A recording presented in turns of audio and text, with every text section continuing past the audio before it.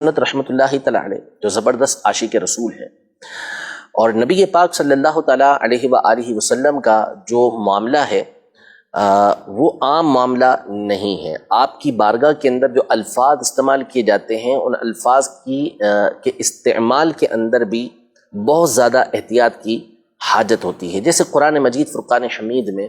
اللہ جل شانہ نے صحابہ کرام علیہم رضوان کو فرمایا کہ یا ایھا الذین آمنوا لا تقولوا راعینا، کہ اے ایمان والو راعینا مت کہو۔ راعینا کا معنی جو ہے وہ ہے کہ ہماری رعایت کیجئے، یعنی ہمارا لحاظ کیجئے، اور ہم جو آپ سے سننا چاہ رہے ہیں اس کے اندر آپ اس طرح گفتگو فرمائیں کہ اس کو ہم سمجھ سکیں، اس کا یہ معنی بنتا ہے۔ لیکن یہود جو تھے وہ اس لفظ کو نعوذ باللہ راعینا کر کے اور زبان کو کروٹ دے کے اس انداز میں ادا کرتے تھے کہ اس کا معنی غلط بن جاتا ہے۔ تو اللہ پاک نے صحابہ کرام علیہ رضوان کو منع فرما دیا کہ تم راعینا نہ کہو بلکہ وقولوا انظرنا، کہ تم انظرنا کہو، یہ فرمایا گیا۔ چونکہ اب نبی پاک صلی اللہ علیہ وسلم کا جو معاملہ ہے وہ انتہائی حساس ہے، ٹھیک ہے؟ تو ایسے الفاظ کا استعمال کرنا کہ جس میں نبی پاک صلی اللہ تعالیٰ علیہ وآلہ وسلم کی شان کے اندر ذرا برابر بھی کوئی نقص سا محسوس ہوتا ہو، اس سے علماء نے منع فرمایا ہے، سختی کے ساتھ منع فرمایا کہ آپ لفظ استعمال نہیں کریں گے۔ اب یتیم کا ایک معنی تو وہ ہوتا ہے کہ جس کو بولتے ہیں در یتیم، نادر،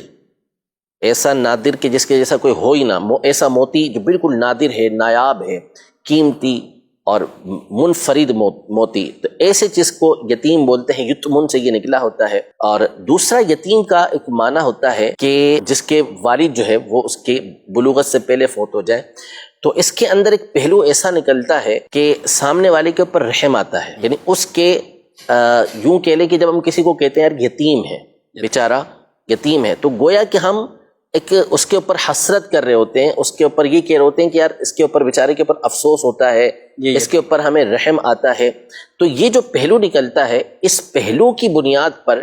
اعلیٰ حضرت امام علیہ سنت رحمۃ اللہ تعالیٰ علیہ نے نبی پاک صلی اللہ علیہ وسلم کو یتیم کہنا یہ حرام لکھا ہے۔ ناجائز ہے کہ نبی پاک صلی اللہ علیہ وسلم کے لیے الفاظ استعمال کیے جائیں۔ اللہ پاک وہ ان کا رب ہے، اور اس نے ایک خاص نبی پاک صلی اللہ تعالیٰ علیہ وسلم کی شان و عظمت کو بیان کرتے ہوئے فرمایا کہ الم یجد کا یتیما فآوا، ہم نے آپ کو یتیم پایا تو آپ کو پناہ دی، یعنی آپ کی پرورش کی، آپ کو ہم نے غنی کیا، آپ کو بے مثل و بے مثال بنایا۔